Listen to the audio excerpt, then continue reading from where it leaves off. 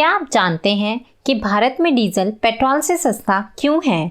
और क्या आपने कभी ये जानने की कोशिश की है कि ट्रैक्टर के आगे के पहिए छोटे और पीछे के बड़े क्यों होते हैं? या क्या आपने कभी ये सोचा है कि सफ़र में उल्टी क्यों होती है? तो ऐसे ही इंटरेस्टिंग और अमेजिंग फैक्ट्स जानने के लिए वीडियो को एंड तक ज़रूर देखिएगा। नंबर 5, क्या आपने कभी ये सोचा है कि क्या मरे हुए इंसान का फिंगरप्रिंट काम करता है या नहीं? तो चलिए जानते हैं। कहा जाता है कि फिंगरप्रिंट इंसान की ऐसी पहचान होती है जिसे वो बदल नहीं सकता, लेकिन फिंगरप्रिंट से जुड़े कई सवाल हमारे दिमाग में घूमते हैं। मरने के बाद किसी भी व्यक्ति की उंगलियां जकड़ जाती है, जिसके चलते उसका फिंगरप्रिंट लेना आसान भी नहीं रहता, लेकिन कई बार फिंगरप्रिंट की ज़रूरत पड़ती है। तो वैज्ञानिक इसके लिए उपकरण बना चुके हैं जिसकी मदद से फिंगरप्रिंट लिए जा सकते हैं। लेकिन ये बात एकदम सच है कि मरण के बाद इंसान के फिंगरप्रिंट में बदलाव आ जाता है। मतलब मृत और जिंदा व्यक्ति के फिंगरप्रिंट में बहुत अंतर आ जाता है। इनका पता डॉक्टर फॉरेंसिक एक्सपर्ट लगा ही लेते हैं।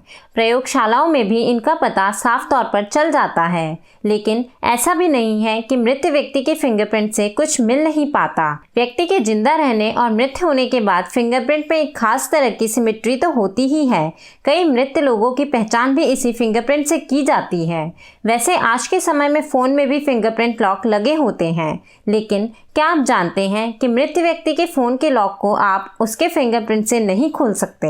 इसके पीछे सबसे बड़ी वजह होती है कि मृत्यु के बाद जो हमारे फिंगरप्रिंट होते हैं वो सिकुड़ने लगते हैं। इसी कारण ये फिंगरप्रिंट टेक्नोलॉजी एक मरे और एक जीवित इंसान में अंतर समझ लेती है।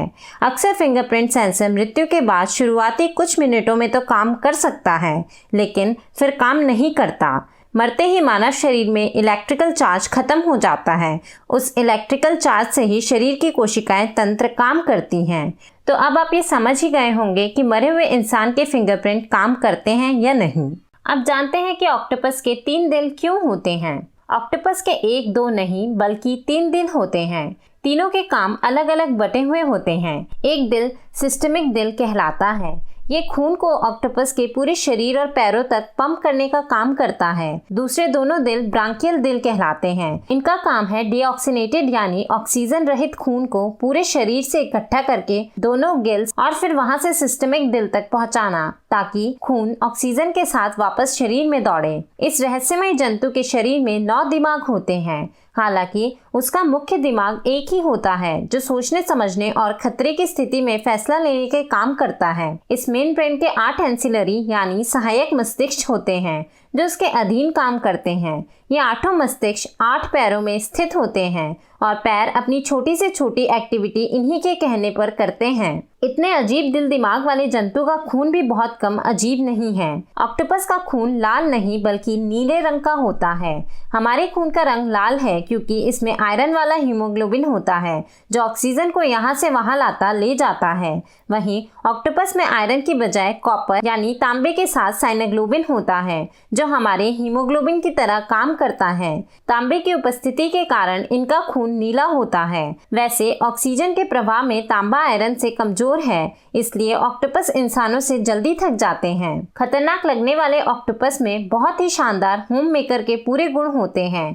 ये कभी भी अपना घर गंदा नहीं रखता और रोज सुबह अपने घर की सफाई करता है। सफाई में समुद्री रेत हटाना और पिछली रात के बचे खाने को बाहर फेंकना ये भी शामिल होता है। ये हर थोड़े दिनों में अपना घर बदलते रहते हैं और किसी भी अंधेरी चट्टान के बीच या किसी खो की सफाई कर उसे चट्टानों के मजबूत टुकड़ों से पूरी तरह से ढक उसमें रहने लगते हैं। ऑक्टोपस अपने आप में अलग जंतु है जिसकी किस्में भी कम चौंकाने वाली नहीं हैं। साल 2016 में हवाई द्वीप में इनकी एक नई किस्म का पता चला जिसे घोस्ट ऑक्टोपस कहते हैं, यानी भूता ऑक्टोपस। इसकी स्किन हल्की और पारदर्शी होती है। ये इतनी तेजी से रंग बदलते हैं कि समुद्र में इनके होने का पता ही नहीं चलता जब तक कि ये खुद न चाहें। एक अन्य ऑक्टोपस ब्लैंकेट ऑक्टोपसी कहलाता है। इसे समुद्र की फैशन क्वीन भी कहते हैं, जिसके हाथों के चारों ओर एक किस्म का लाल रंग का जाल होता है जो कि जालीदार और बहुत ही खूबसूरत दिखता है। ऑक्टोपस के 8 हाथ भी बहुत मजबूत माने जाते हैं। नंबर 3, अब जानते हैं कि सफर में उल्टी क्यों आती है। अक्सर लोगों को कार या बस में सफर के दौरान में जी मचलाने और उल्टी की शिकायत होती है। कई बार आपको सफर के दौरान न सिर्फ कुछ घंटों बल्कि 3-4 दिनों तक चक्कर, घबराहट, जी मचलने और उल्टी जैसी समस्याएं होती हैं, जिसे मोशन सिकनेस कहते हैं।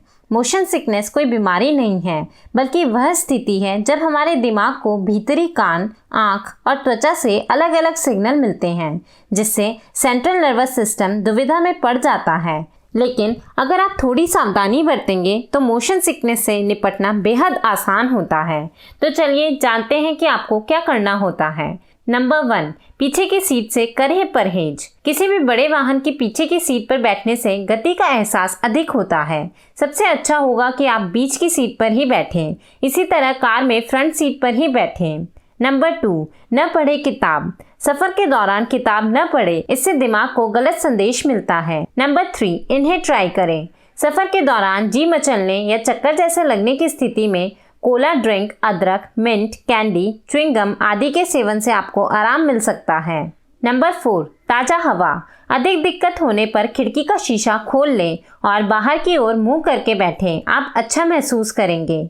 नंबर 5, खाली पेट न करें सफर। अक्सर जो लोग बिना कुछ खाए सफर पर निकल जाते हैं, उन्हें मोशन सिकनेस अधिक होता है।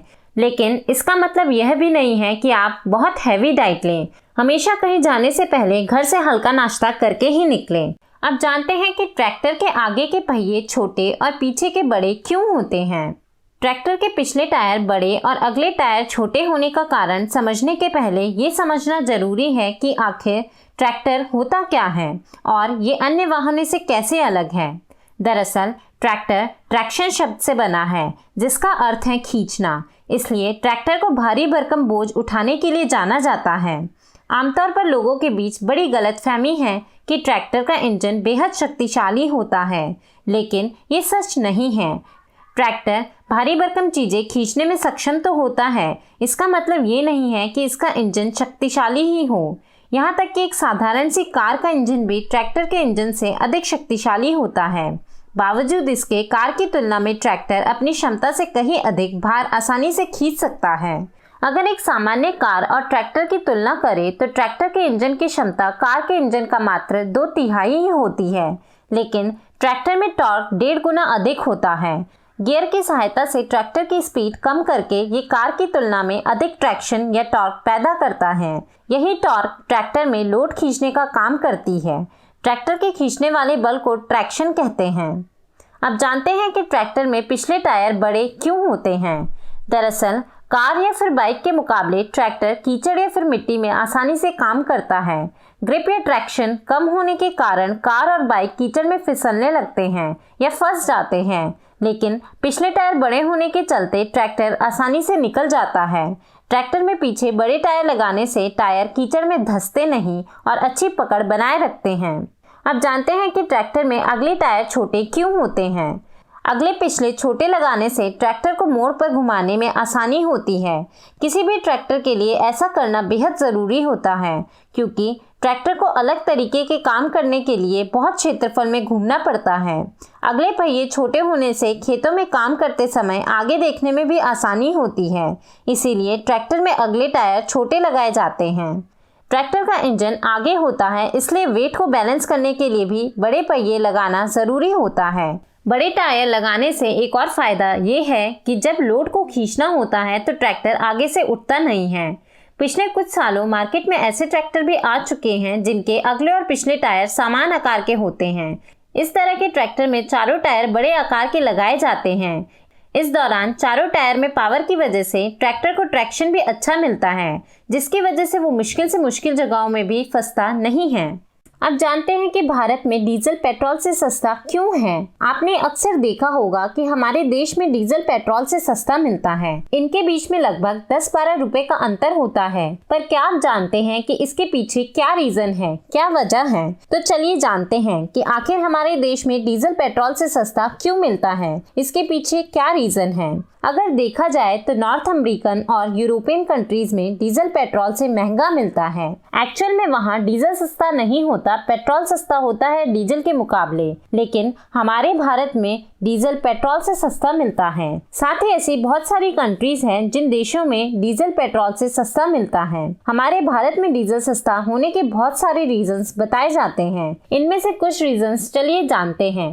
जैसा कि हम सब जानते हैं कि हमारे देश में 80% खेती की जाती है और हमारे देश में डीजल का इस्तेमाल ज्यादातर एग्रीकल्चर फील्ड में ही किया जाता है। जैसे कि हमारे फार्मर्स जो खेती में व्हीकल्स इस्तेमाल करते हैं जैसे कि ट्रैक्टर, ट्रक, तो वहाँ पर ज्यादा मात्रा में डीजल का इस्तेमाल किया जाता है। हमारी गवर्नमेंट ने फार्मर्स के ऊपर खर्चा कम पड़े इसलिए डीजल पर टैक्स कम रखा है ताकि उनके ऊपर ज्यादा भार न पड़े, उनको ज्यादा खर्चा न उठाना पड़े। देखा जाए तो हमारे भारत में 80% खेती की जाती है, तो किसानों को ज्यादा प्रीफरेंस देते हुए गवर्नमेंट ने डीजल की प्राइस कम रखी है। साथ ही डीजल का इस्तेमाल गवर्नमेंट की जो सर्विसेज हैं जैसे कि ट्रांसपोर्ट बसेस, जो ट्रैवलिंग सर्विसेज हैं गवर्नमेंट की, वहाँ पर भी ज्यादा डीजल इस्तेमाल किया जाता है। साथ ही रेलवे फील्ड में भी डीजल ज्यादा इस्तेमाल किया जाता है जो लोगों से संबंधित है। तो जो इस तरीके की सर्विसेज हैं उनका असर ज्यादातर आम लोगों पर पड़ता है, क्योंकि डीजल की कीमत अगर ज्यादा होती है तो टिकट की कीमत भी बढ़ जाएगी और उसका खर्च लोगों को ही उठाना पड़ेगा।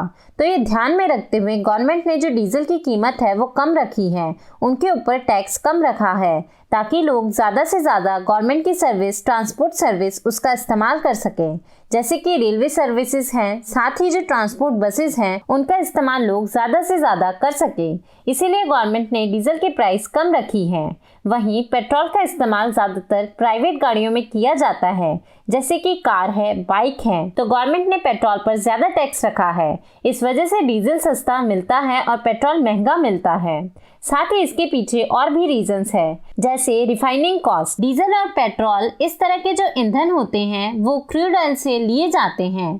जैसे कि कोई क्रूड ऑयल है, कच्चा तेल है, उसको प्रोसेसिंग में, रिफाइनिंग में अलग अलग पार्ट्स में विभाजित किया जाता है और उन पार्ट्स का आगे के प्रोसेस में गैसोलीन, पेट्रोलियम, डीजल इस तरह से ईंधन में कन्वर्जन किया जाता है। तब जाकर हमें इस तरह से अलग अलग ईंधन मिलते हैं। तो जो ये रिफाइनिंग कॉस्ट होती है डीजल को तैयार करने के लिए, वो रिफाइनिंग कॉस्ट कम लगती है क्योंकि डीजल भारी होता है और कम स्थिर होता है एज कम्पेयर टू पेट्रोल। इसी वजह से डीजल को रिफाइन करना आसान होता है जो कम कीमत में होता है, कम कॉस्ट में होता है, लेकिन पेट्रोल को रिफाइन करना ज़्यादा कॉस्टली होता है। इसी वजह से हमारे देश में पेट्रोल महंगा मिलता है और डीजल सस्ता मिलता है। साथ ही दोस्तों इसके पीछे जो मेन रीज़न है वो है टैक्स। जी हाँ, यूएसए में देखा जाए तो पेट्रोल के ऊपर कम टैक्स है और डीजल के ऊपर ज़्यादा टैक्स है, लेकिन हमारे भारत में उल्टा है। हमारे देश में डीजल पर कम टैक्स है और पेट्रोल पर ज़्यादा टैक्स है। तो ज़्यादातर इसी वजह से हमारे देश में पेट्रोल महंगा मिलता है और डीजल सस्ता मिलता है। तो दोस्तों मेरे द्वारा दी गई आपको ये जानकारी कैसी लगी नीचे कमेंट बॉक्स में कमेंट करके ज़रूर बताइएगा। साथ ही अगर आप मेरे इस चैनल पर नए हैं तो जल्दी से मेरे चैनल को सब्सक्राइब भी कर लीजिएगा। मिलते हैं हमारे नेक्स्ट वीडियो में, तब तक के लिए अपना ध्यान रखिएगा।